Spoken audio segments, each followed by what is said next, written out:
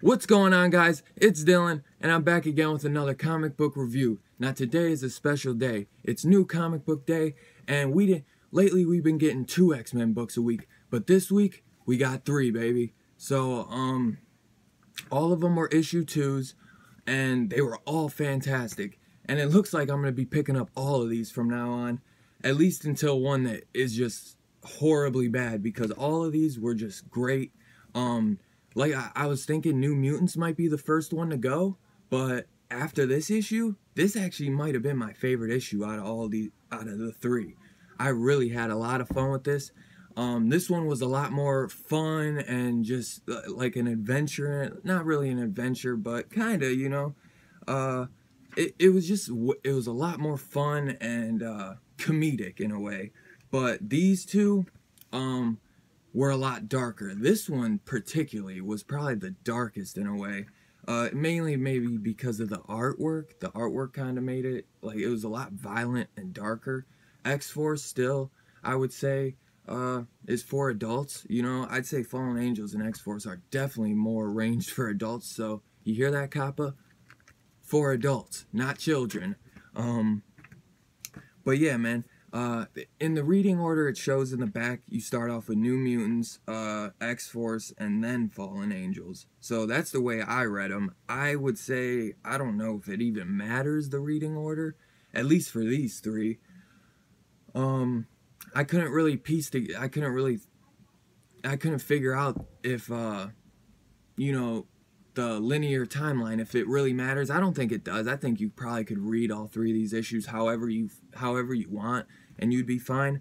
But I do think that all of these issues are gonna be like important, because Ed Brisson actually isn't even writing this issue. It was actually just Hickman solely writing this issue, so it might go back and forth. But we're gonna start off with New Mutants, and this issue was called Space Jail. Like I said, written by Jonathan Hickman, artist Rod Reyes, and the art was just fantastic. And, you know, we start off where we left off, and, you know, the New Mutants are in jail, or space jail, technically, and, who was it? Sunspot goes and hires, like, a space lawyer, and, you know, he's the one that does it because his friends are mad at him. He's the one that got him in this in the first place, and I think he's dealt with, you know, trouble in the past and dealt with lawyers. So he was just cracking jokes the entire time, and it was pretty funny, man. I don't know anything about the New Mutants, so this was my first introduction to him, so, like, besides the first issue, obviously. So I really had a fun time with this, especially saying that I thought that this might be, like, this was going to be a make or break issue for me. It made it.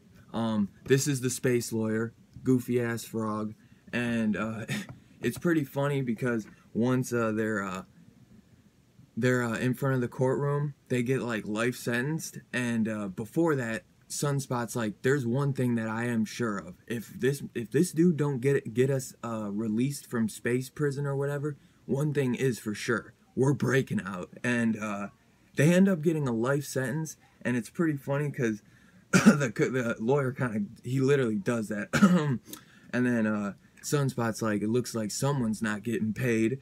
But you know, it looks like I did not know who this guy was until I watched Professor Bill's review. I guess this is Cannonball and his wife.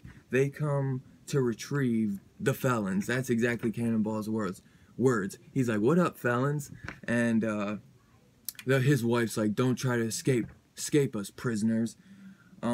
She's like, "You're our prisoners." And basically, you know what I'm saying? They end up hugging him off top. So you know you know what I'm saying? You know it's not like what it seems. They come to rescue them, basically. Just kind of like how Emma Frost, you know, who was it? When Sabretooth was gonna get like punished by the American government. You know, the mutants now, they take care of their own and they punish their own. So yeah, they came to rescue them. And it looks like there's a little tension at first between Sunspot and Cannonball, because Sunspot's like, dude, he's like, you know what the problem is? You're so perfect. I thought you'd be, like, down in the dumps, you know, like, just coming back to life or something. Like, it was kind of stupid. But, yeah, because he's like, nothing's the problem. I mean, look at you. He's, like, depressed, out of shape, bad hair, worse complexion. None of that. He's like, but look at you, happy, healthy, exceptional, fit. How does that happen, Cannonball? And he's like, you know, eating, living right. And there's just some funny parts about Sunspot talking about like his prison uniform. He's like, yeah, it's itchy and not comfortable. Where does he say? Let me go back and read that real quick, because that was like hilarious. This book was just full of jokes, honestly. Where does he say? Oh man, it's gonna kill me. I'm not even gonna worry about it. Yeah, they were, after we ended up getting arrested, which normally wouldn't be that big of a deal because my earth lawyers know some pretty decent space lawyers, like I said. But they made us wear these terrible prison outfits. They were made out of like the worst cotton ever, like 20 thread count or something, which was infuriating because I have sensitive skin. Like, you got a lot more to worry about than what cotton your prison jumpsuit is made out of if you're in damn prison. But I just thought that was so funny. No one likes being in jail, let alone no one likes being itchy. Like, come on, Sunspot. But he was just cracking me up the whole time. Honestly, though, that's where I'll probably leave off on this, because I don't want to get too spoilery on this, because if you were on the fence about this, I recommend it. I recommend it. It's all written by Hickman, so you can't go wrong there. You know, if you're into like the Hickman, if you're only into like the books that Hickman's writing, well, there you go, baby. Let's get to X-Force issue 2 next. Now, this issue was mainly kind of just taking place between like Wolverine and Kid Omega. We get a little bit of Magneto, Jean Grey, Beast, and Black Tom Cassidy for a minute, and the Dr. Reyes, but not too much. And this one was called like the Sword of Decimals, and I looked what like that means, and I guess it's some type of like biblical thing where like this god or something has a sword always like hanging from above him, like basically I think it means like you don't know, like a king never knows when he might get assassinated or something. But yeah, Magneto's all messed up because he's like, I couldn't save the professor.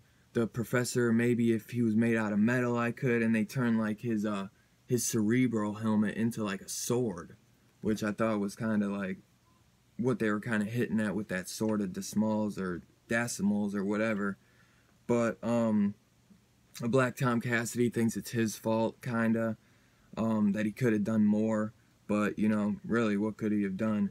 And basically this one is just really kind of figuring out how they could possibly bring Professor X back, and if they even can.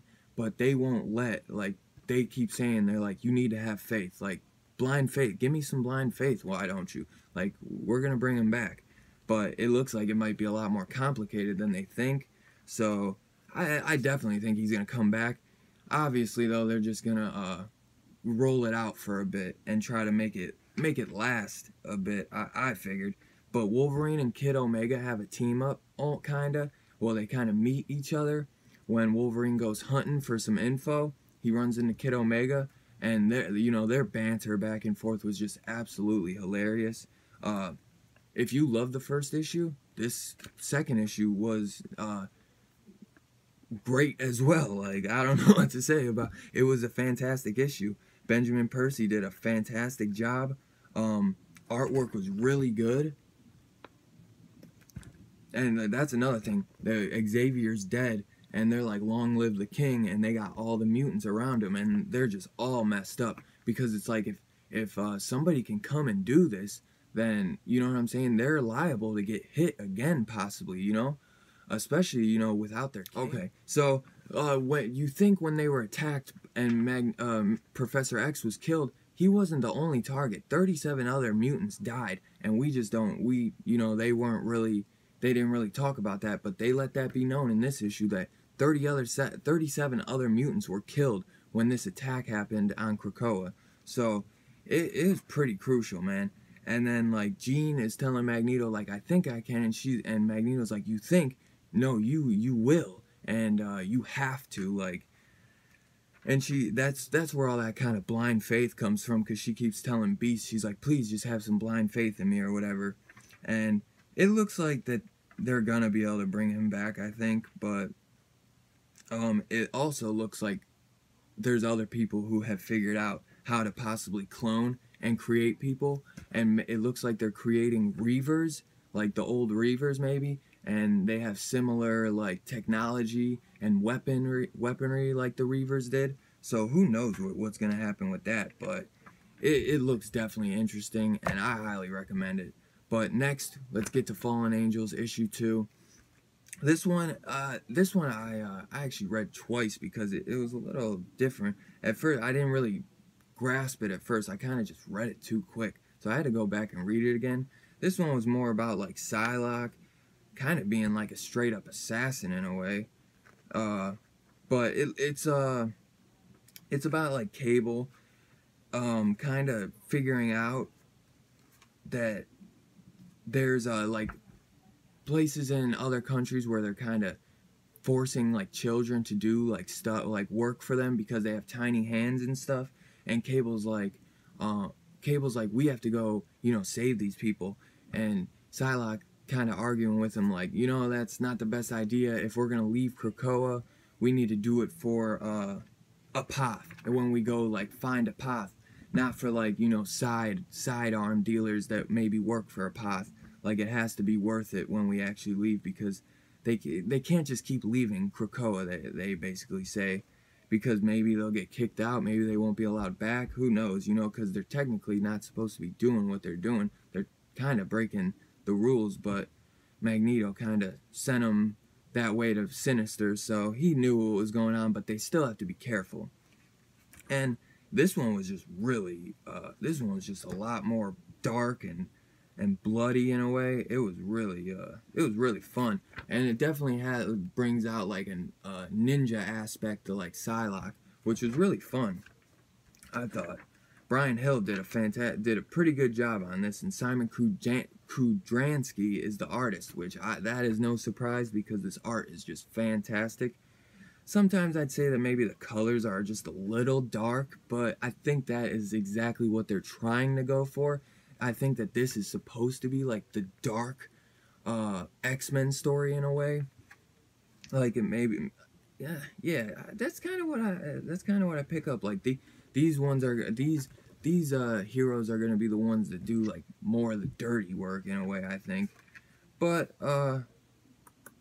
yeah. So they end up, Cable ends up talking Psylocke into doing that, and X-23 and Psylocke, it looks like, are gonna bond a lot because of their powers. But like I said, Cable ends up talking Psylocke finally into leaving and going to save these kids, but it's not at all what they thought. And it looks like they're gonna run into some like Sentinel droid. If anyone knows, I don't know exactly what these are called, but yeah. So it looks like they're in some trouble. And maybe they shouldn't have, maybe they should have just listened to what Psylocke said, because it looks like it might have been a trap. Definitely. Oh, but before I forget and end this, I just wanted to say, I figured out the back of these. Cocoon is the next issue for Fallen Angels. We got Lost and Found for the next issue of X-Force. And then for New Mutants, the next issue is Have You Heard the Good News? So, man, they were great issues. I really had a lot of fun with them. I highly recommend all three. Like, it's hard for me to kind of say that, say the weakest one, because all three were just really great issues. Like I said, X-Force and Fallen Angels were a little bit darker, but New Mutants was just a blast, and it had so much fun with that. I could read that right now and still be laughing so hard. I mean, it was just a lot of fun, and I really look forward to the next issue. So yeah, if you guys can hit that like button though on your way out, let me know in the comments section what you guys thought of these books yourself, and if you guys can hit that subscribe button, hit the bell notification so you get all updates on my videos, and I'll catch you guys on the next one. Peace out.